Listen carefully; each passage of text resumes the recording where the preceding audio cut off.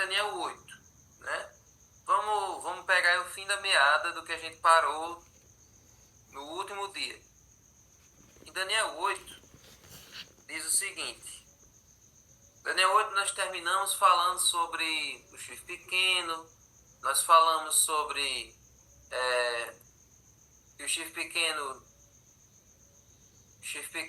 na pessoa do papado, ele iria perseguir o povo de Deus, ia atacar o povo de Deus. Então Daniel ficou muito preocupado, principalmente por ele não estar entendendo nada e também porque ele queria saber quando é que isso ia acabar. Ele ficou preocupado achando que o chifre pequeno ia reinar, ia durar muito tempo. Ele ficou preocupado com a extensão, né, a duração do poder do chifre pequeno. Ele perguntou ao anjo da visão por quanto tempo aquele iria durar.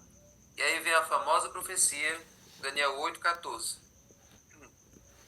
Então ele me disse, até 2.300 tardes e manhãs, e depois disso o santuário será purificado. Aí, gente, antes nós vimos para a profecia realmente dos 2.300 anos, e que santuário é esse que vai ser purificado, nós vamos entender o seguinte, como era que o santuário ele era purificado no tempo da Bíblia. Então hoje nós vamos voltar muitos anos no tempo, nós vamos voltar milhares de anos no passado para entender como funcionava a purificação do santuário terrestre, certo? Então vamos lá. Primeira coisa, qual foi a ordem que Deus pediu a Moisés? A ordem que Deus deu a Moisés? Êxodo 25:8 diz o seguinte. Êxodo, capítulo 25, verso 8. E me farão um santuário para que eu possa habitar no meio deles. Olha aí. E lá em Êxodo 31,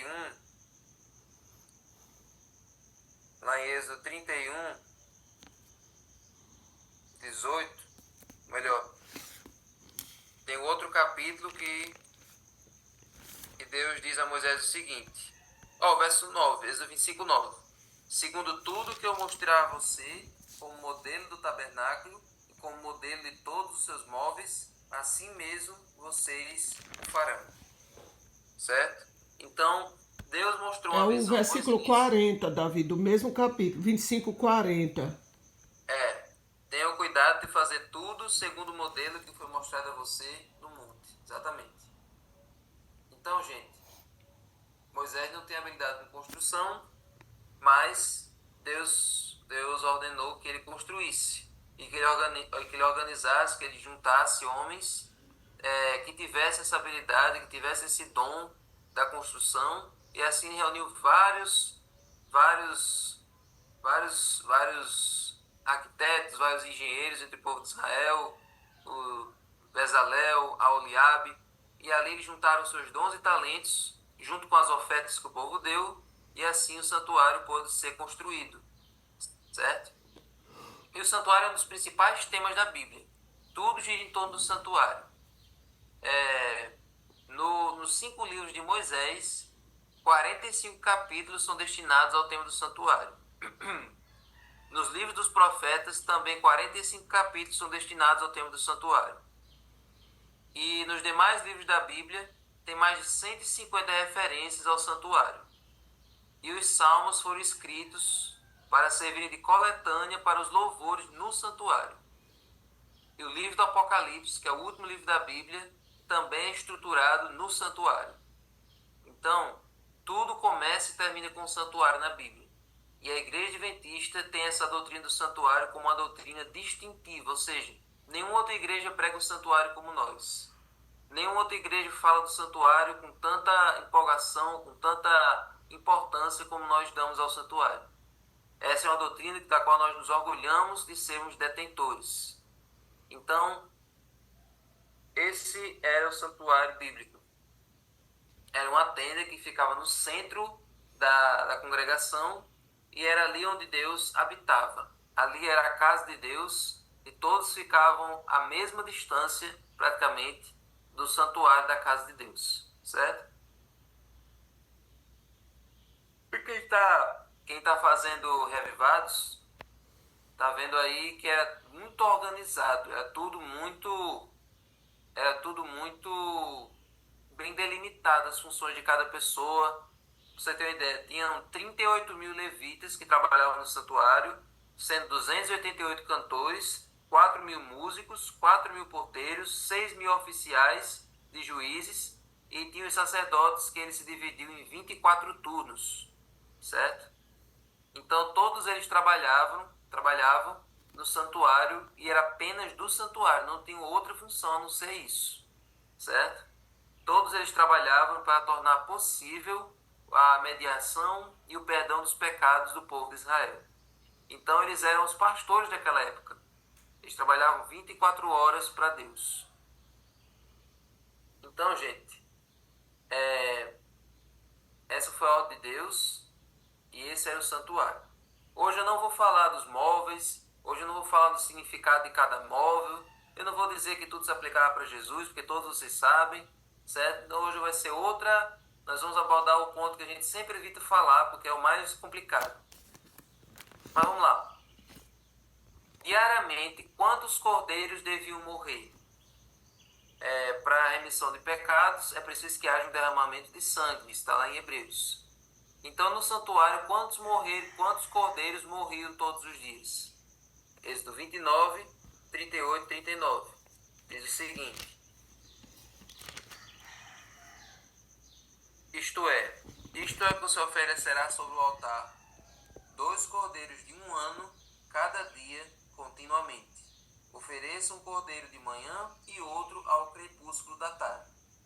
Todos os dias morria esses cordeiros, um de manhã e outro à tarde, certo? Esse era o serviço diário, esse era o sacrifício diário, eram chamados de sacrifícios contínuos, certo? Então, esses sacrifícios aí, eles eram um símbolo do sacrifício de Jesus. Depois de Jesus, não é necessário mais matar cordeiros diariamente, porque o sacrifício de Jesus é válido o tempo todo, a hora que for, para qualquer pessoa, em qualquer lugar do mundo. Amém. Mas naquela época, não havia um sacrifício permanente como o de Cristo.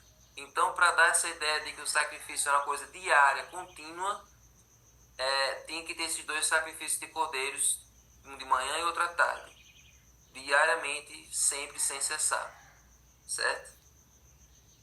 E esse sacrifício aí também era bom para as pessoas que não tinham dinheiro, para os pobres que não tinham como levar um cordeiro, não tinham como levar nada. Então tinha aquele sacrifício diariamente por eles também. Então, gente, esses eram os serviços diários. Esses sacrifícios eram diariamente, o tempo todo. Agora, além desses sacrifícios diários que tinham, dos 2 cordeiros, tinha também esse tipo de sacrifício que era o pecador quem trazia. Quando a pessoa se reconhecia como pecador, quando a pessoa percebia que tinha feito alguma coisa que quebrasse a lei de Deus, então ele trazia um cordeiro do seu rebanho. Tinha que ser um cordeiro macho, sem defeito, sem mancho, sem mácula. Tinha que ser o cordeiro mais bonito, e ele levava para o santuário, e lá ele colocava sua mão sobre a cabeça do animal, transferia ali simbolicamente as suas culpas, o seu erro para o animal, e ali o cordeirinho morria no lugar do pecador. E o sangue daquele cordeirinho era aparado numa bacia, numa tigela, e esse sangue era jogado nas cortinas do santuário. Ou seja, querendo dizer que a pessoa era perdoada, mas o sangue daquele animal ficava no santuário, querendo dizer que os pecados da pessoa ficavam lá sujando o santuário. Então, durante 1 ano, era assim que acontecia. Sacrifícios diários todos os dias, e quando o pecador trazia o cordeirinho, ele era perdoado, mas a culpa dele, o pecado dele continuava lá manchando o santuário. Isso tudo, gente, servia para mostrar para o judeu, para mostrar para a pessoa o quanto o pecado ele suja a imagem de Deus em você, o quanto o pecado entristece a Deus, o quanto o pecado causa repulsa a Deus. Então isso serviu para a pessoa pensar o seguinte: olha, eu preciso parar, eu preciso lutar contra o meu pecado, porque cada vez que eu peco vai sujar a casa de Deus. Os meus pecados vão ficando ali sujos diante de Deus. Então, durante o ano todo, as cortinas do santuário iam ficando encharcadas de sangue, lotadas de pecados. As pessoas eram perdoadas, iam para casas zeradas, mas o santuário ficava sujo. Então, era isso que acontecia. E por que o cordeirinho morria ali? Que culpa o cordeirinho tinha? Nenhuma. O cordeirinho era só um símbolo do Cordeiro de Deus. Do Cordeiro de Deus, que é Jesus. Que também não tinha culpa nenhuma e morreu no nosso lugar. Então, o cordeirinho ia ali, era uma substituição. Ao invés do pecador morrer, porque o salário do pecado é a morte, ao invés do pecador morrer, quem morria era o cordeiro. Ok? Agora, gente, já que o santuário ficava contaminado, que o santuário ficava sujo, então era necessário haver um ritual de purificação do santuário. E quando é que acontecia isso? Uma vez por ano. Sim, para onde é que o sangue do cordeiro ia? Levítico 4, do 5 ao 7. Diz o seguinte. Basicamente o que eu já falei, mas vamos conferir o texto. Então o sacerdote ungido pegará um pouco do sangue do novilho, que é uma outra oferta, mas aconteceu o mesmo com o cordeiro, e o trará à tenda do encontro, e molhando o dedo no sangue, o aspergirá 7 vezes diante do Senhor, diante do véu do santuário. O sacerdote também porá um pouco daquele sangue sobre os chifres do altar do incenso aromático diante do Senhor, altar que está na tenda do encontro. Todo o restante do sangue ele derramará na base do altar do holocausto, que está à porta da tenda do encontro. Então, além de ele aspergir o sangue nas cortinas, ele também pegava um pouco do sangue e colocava nas pontas do altar de incenso. Lembra onde é que ficava o altar de incenso? Ficava no lugar santo, diante do véu, diante ali da Arca da Aliança. Então, o altar de incenso representava as orações dos santos. Então, o sangue era colocado tanto na entrada do santuário, como também nas pontas do altar, certo? Querendo dizer que aqueles pecadores que estavam ali fazendo as suas preces diariamente eram pecadores perdoados com sangue, certo? Então, por isso que o sangue ia para as pontas do altar de incenso, ok? Com o sangue do cordeiro. Agora, o santuário ficava sujo e precisava haver uma purificação. Então, uma vez por ano acontecia o famoso dia da expiação. O dia da expiação era um dia solene, era o evento anual. O povo todo, aquelas 2 milhões de pessoas, se reuniam em volta do santuário, em volta da tenda, e aquele era um dia de tensão, mas que também era um dia de alegria. Começava tenso e terminava alegre, porque as pessoas iam para ver se Deus realmente iria perdoar todos os seus pecados, ia zerar a sua conta, se aquilo realmente iria acontecer. Então todo mundo ficava naquela expectativa, o que é que iria acontecer ali naquele dia. Então as pessoas ficavam ali em volta do santuário, todo mundo ali, você está vendo aí, ó, zilhões de pessoas ali em volta. Deus, a presença de Deus aparecia na nuvem em cima do santuário, você está vendo aí, e ali aconteciam alguns sacrifícios e também havia uma função especial que o sumo sacerdote fazia nesse dia. Então era um dia do perdão, era um dia do apagamento, da purificação do santuário, e era ali que todos os pecados da congregação eram perdoados, certo? Perdoados de vez. Eles eram perdoados durante o ano todo, mas agora eles eram apagados nesse dia aí, certo? Agora, vamos lá para alguns detalhes do dia da expiação. Primeiro detalhe: como o sumo sacerdote se preparava? Vamos lá. Durante todos os dias do ano, quem fazia os sacrifícios dos cordeiros ali fora era o sacerdote, certo? Os sacerdotes é quem faziam os sacrifícios diários e os sacrifícios pelo pecado, quando o pecador trazia. Agora, no dia da expiação, quem exercia a função era o sumo sacerdote, o principal sacerdote, certo? Ele tinha uma função específica no dia da expiação. Os sacerdotes, eles iam fazer as suas funções no pátio e no lugar santo. Mas no dia da expiação, apenas o sumo sacerdote ele entrava no lugar santíssimo do santuário.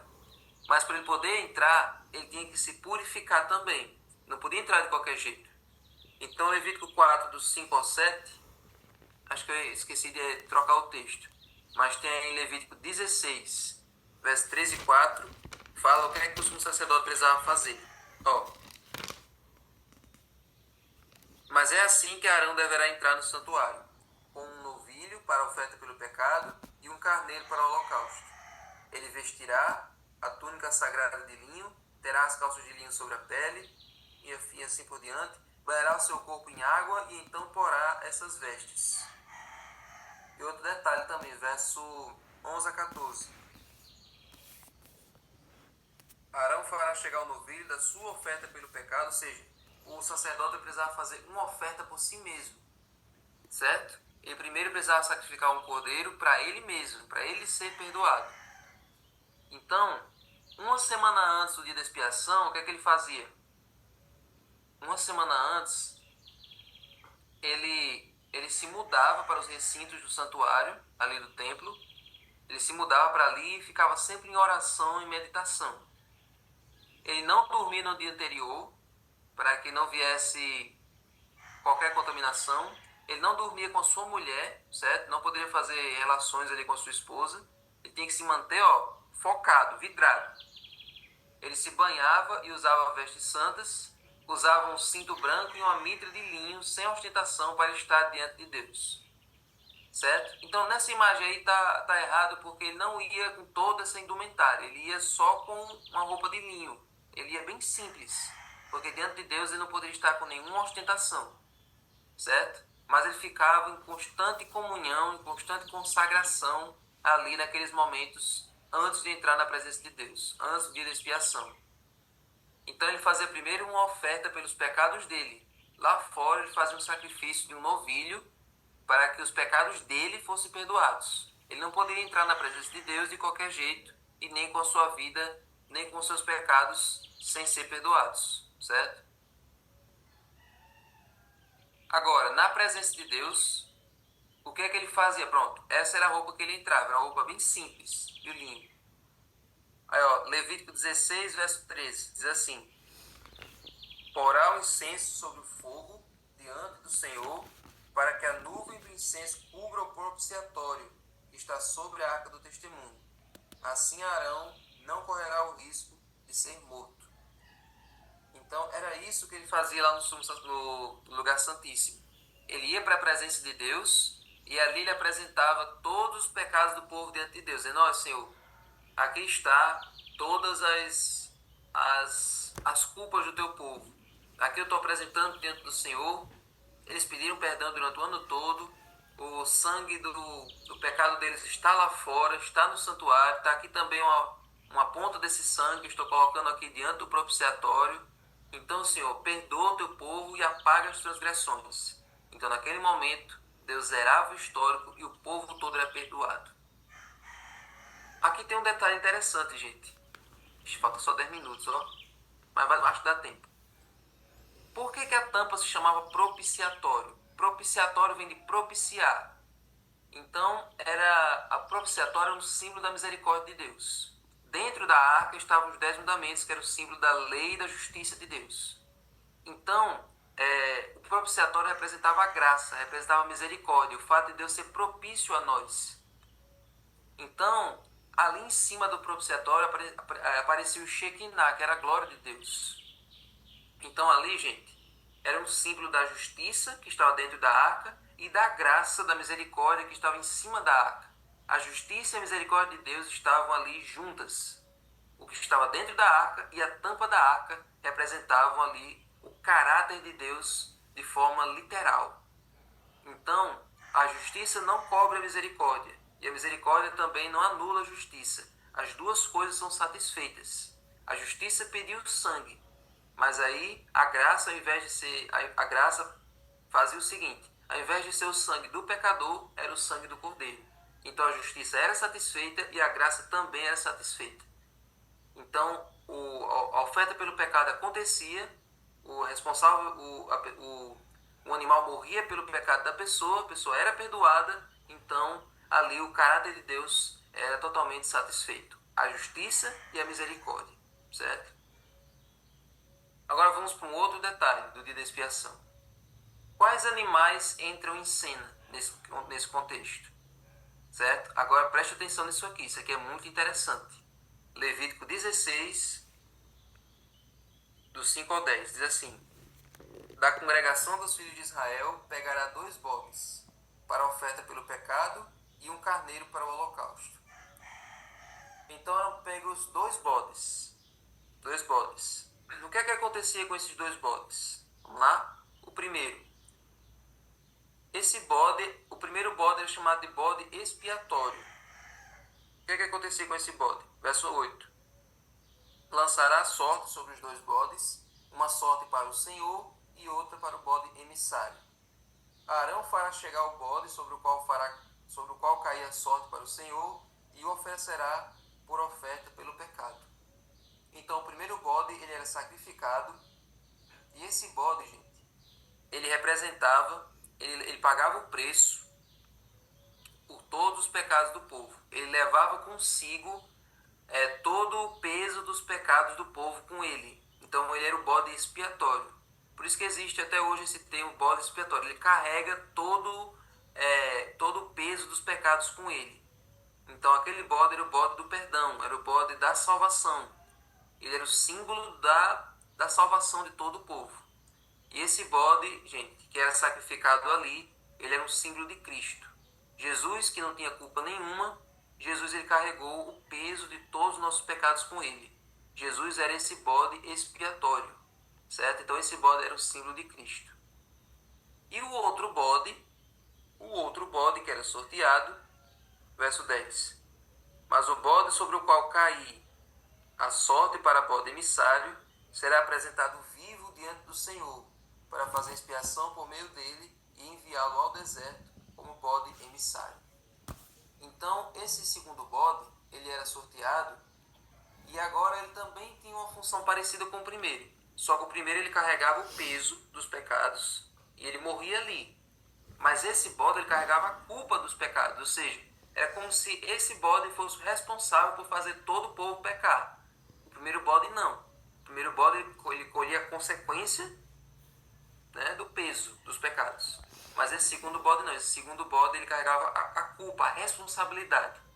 Então esse bode era levado para o deserto e ele era deixado para morrer lá à míngua no deserto. Então o que é que representa esse segundo bode? O bode emissário. Apocalipse 20, do 1 ao 3. Diz o seguinte, ó.